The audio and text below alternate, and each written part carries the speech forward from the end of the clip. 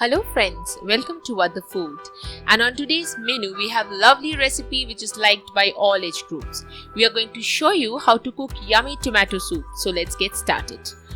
For the tomato soup we need 5 to 6 red tomato, 12 to 13 peppercorns, 2 cinnamon stick, 2 clove, 3 to 4 spoon of ghee, 1 cup of tomato puree, half a carrot, 1 small tomato roughly chopped, butter, fresh cream for garnishing, a pinch of hing or asafoetida, 1 onion, pepper, crushed pepper, 3 to 4 pods of garlic, bay leaf and red dried chili. Here we have taken a pressure cooker and adding in tomato. I'm putting a cross across the skin of the tomato.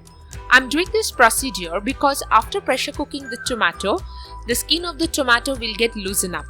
So that's just to make the peeling process little easier. I'm just putting a cross across the skin of the tomato.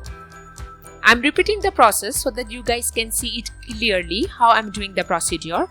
Adding in half carrot and 1 diced potato. Potato will give a little bit of thickness into the soup and carrot will definitely give much more nutrition into the soup. Adding in water. The water has to be enough, near to 1 cup. Need not to put too much of water because while cooking the tomato itself will release a lot of water. We need to whistle these vegetables on a high flame over 3 to 4 whistles. This is the last whistle. After that, we'll shut the flame and wait until the pressure is down. This is how the vegetable looks when it gets cooked completely. You can see how soft the potato has become. Now, I'm going to peel off the skin of the tomato. Look, due to the procedure which I have done before by putting a cross across the skin, the peeling process has become so easy. So, after peeling off the skin of the tomato, I'll add in the rest of the vegetable, that is carrot and potato, right from the pressure cooker. Let's keep aside this vegetable until they cools down a little bit. Adding in 3 tablespoons of ghee. Adding in chopped onions. We need to saute the onions with the ghee and adding in rest of the dry spices like peppercorns, cloves, cinnamon. We need not to follow the order of the spices. You can put the spices after adding the ghee, then you can add onion, or you can add the spices later also, because eventually we're going to mixer grind it. So it does not matter. We need to saute it until the whole spices and the aroma of the spices get infused into the onion. Here I am adding 1 bay leaf for the extra essence. Sauteing it nicely over a medium flame for 2 to 3 minutes.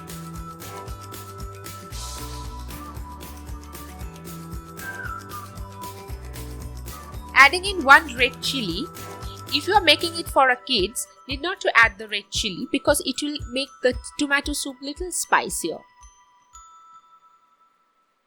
Now adding in 4 to 5 pods of garlic cloves. We need not to saute the garlic for a long time, just we need the smell of the garlic to get into the onions and rest of the whole spices, that's all. So here are the mixture. I am adding in 1 pinch of hing for the additional essence and flavor. And let's saute it nicely for the final time. Once the vegetable cools down and even the onions and the dry spices cools down a little bit, we're going to add it together into the mixer grinder.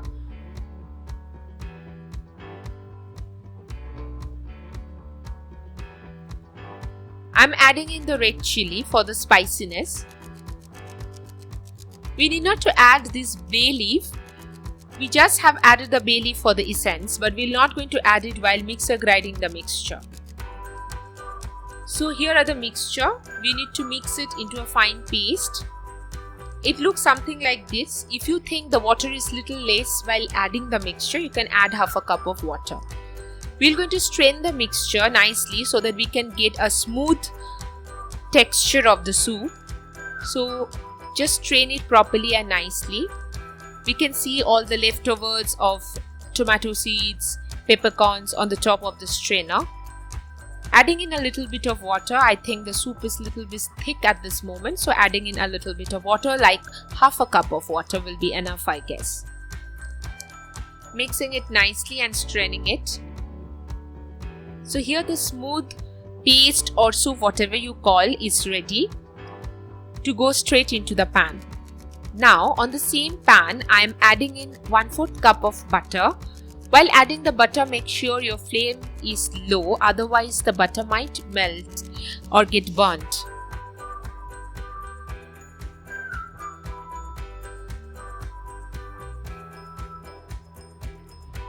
So once the butter melts completely, I'm going to add in tomato puree. Adding 1 cup of tomato puree in this point. Adding the tomato puree is optional. I'm adding the tomato puree just to add color into the soup. If you don't want that additional color, then you can give it a skip. Or even if you want, you can add food color, which I will not recommend it. I'll not recommend it. So here are the tomato puree. I'm mixing it nicely, and tomato puree does add much to the taste also. It's not only for the color but also for the taste. Now adding in the other paste which I have already strained it little bit by bits.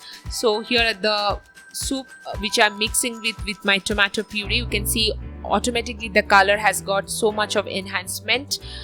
Mixing it nicely. So here our lovely red tomato color is ready for the tomato soup, and color does matter because when you eat the soup and if it's red, it does add much to the taste also.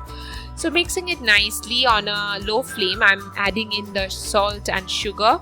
If you want a little tanginess, need not to add too much of sugar, but I want it to be like hot and spicy as well as tangy, so I have added sugar. Here are my tomato soup ready. You can serve it with a little pinch of butter. I have garnished one with fresh cream, and other I have kept it simple.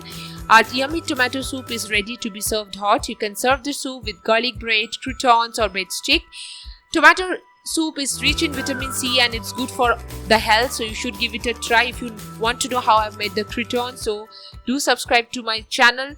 Show us some love by pressing the like button and do share it with your friends and family.